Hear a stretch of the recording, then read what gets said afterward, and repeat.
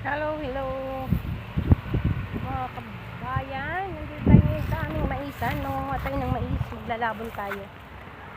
Ayan, tira-tirahan ng mga mabait. At saka ng init at hangin. Nangunguha tayo ng mais. Pipili na tayo kasi pag hindi natin ginawa yan, parang hindi na tayo makakatikim, guys. Ngayon tayo makatikim, mga kamami.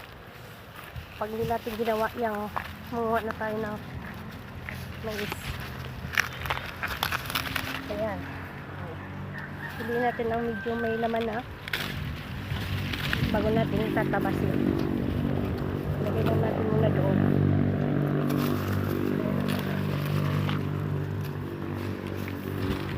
Unahan po tayo, guys, ng mga mabait. So habang meron na siyang makikitang pwede nang ilabon, kukuhanin na natin dahil mahirap na.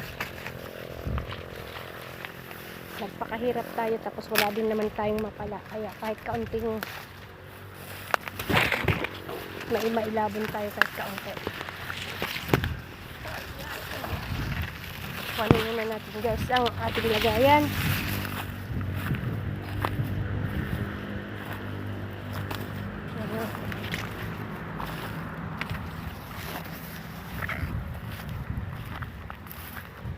Itong ating lagayan, doon tayo sa may malapit sa may daan, dahil doon ay nandun mismo yung mabait. Kasi meron naglalagay dyan ng mga basura sa tabi. Doon nagmumula ang mabait. Ayan.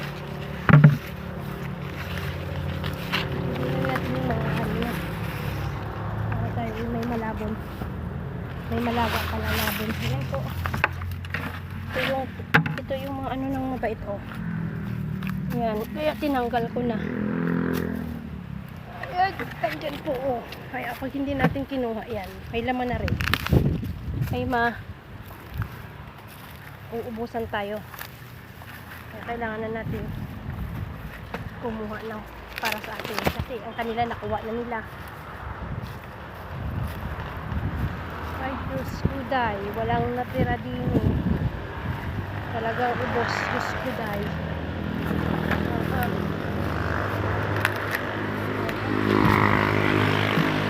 Jesus, grabe na yan.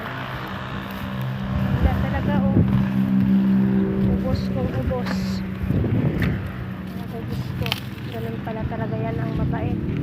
Sobrang bait pala. Guys! Sobrang bait. Wala talagang natira dito, eh. Dito part na to. Walang natira. Ay, Ginoo.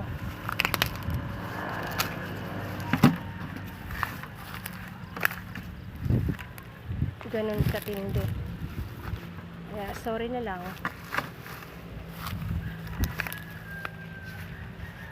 Kuhanin na namin ang aming parte. Ayan, oh. Pwede pa gayan, hindi na. Tatanggalin na lang din natin. Para wala na tayong aasahan talaga. Ito, malalaki pa man din. Baka ito hindi pa pwede. Good day. Pinamigay ko na nga yung mga nito, pinakumpay ko na sa mga kapitbahay. Dahil ayun, oh. Kagaya nito, oh. Sait ng mabait, Diyos ko. Sobra pong mabait. Sana naman po mabait. Tigilan nyo na ang pagkuha ng mais. Tirahan mo naman kami. Suday.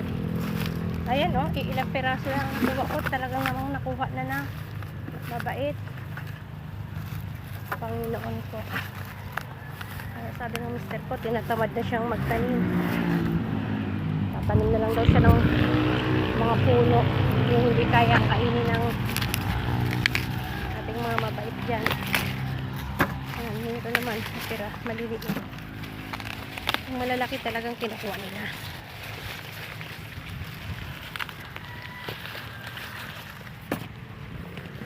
Ayan lang ang ating nakuha, oh. Makakapuno naman siguro tayo ng lagayan, guys.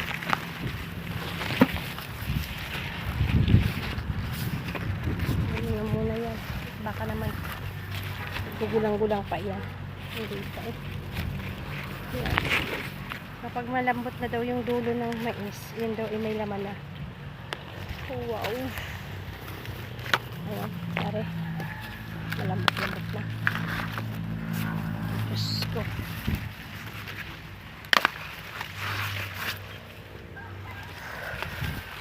Oh, Diyos mo. Hindi pa.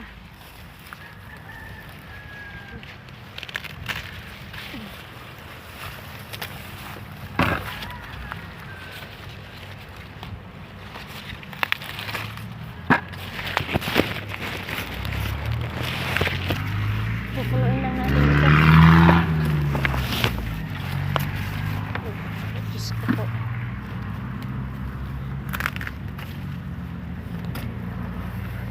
Ay, Diyos ko, day.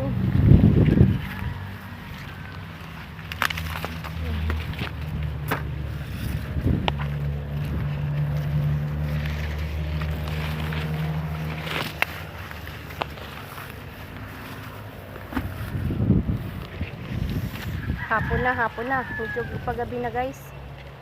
O kate, hindi ako nakapag-jacket. Hindi ako siya pumasok sa bahay. Dahil baka sumama yung aking anak. Oh wow. Diyos ko.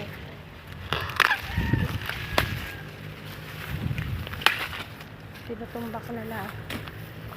Bago natabasin puno.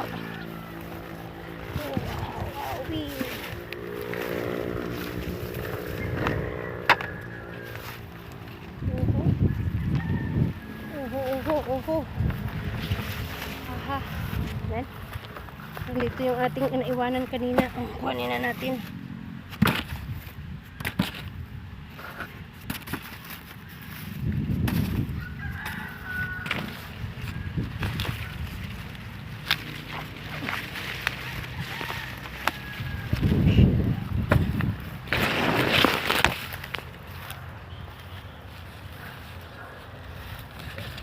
Paunahan na lang tayo sa mabait guys. Sana tayong makauna. Ay hindi na pala. Sila talagang nakauna. Pangalawa na lang tayo sa nakinabang. So okay na yan. Next day na naman. Pag may natira pa sila. Yung iba nito oh guys, hindi na bumunga sa sobrang init at hangin. Nagsabay ang hangin at init. Kamami. Kaya akong nanguha ng mais, yung asawa ko tulog. Ako na ang nanguha at gusto kong kumain nga ng mais. Kaya ako na ang nanguha.